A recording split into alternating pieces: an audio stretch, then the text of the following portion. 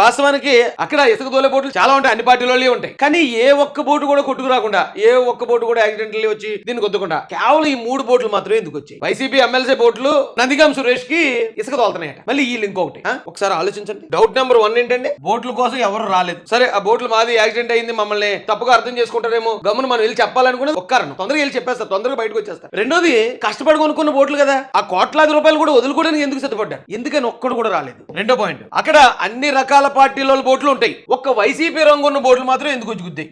బోట్లని చైనలతో బంధించి 3 బోట్లు కలిపి కట్టాల్సిన దగ్గర ఏమో తాడుతో కట్టారు. అంటే ఇంటెన్షనల్ గా ఇది తెంపుకుని వెళ్ళి బ్యారేజ్ ని గుద్దేయాలి, బ్యారేజ్ తో పాటు మొత్తం సర్వనాశనం అయిపోవాలి. నేను కూడా ఆలోచించలేకపోయాను, లక్షల మందిని చంపేయాల్సిన అవసరం ఏమొస్తుంది? అంత కుట్ర ఎందుకు పొందుతాడు జగన్ రెడ్డి? జగన్ రెడ్డి విజయవాడ పరిసర ప్రాంతాల్లో ఉండకుండా బెంగళూరు వెళ్ళిపోయాడు. అంటే ఎందుకు వెళ్ళాడు మరి? అంటే ప్రకాశం బ్యారేజ్ ని మనం అటాక్ చేయబోతున్నాం, మొత్తం విజయవాడ అంతా మునిగిపోబోతుంది, లక్షలాది మంది చనిపోతారు కాబట్టి విజయవాడ నుంచి బెంగళూరుకి ఎందుకు మాకు మార్చాడు?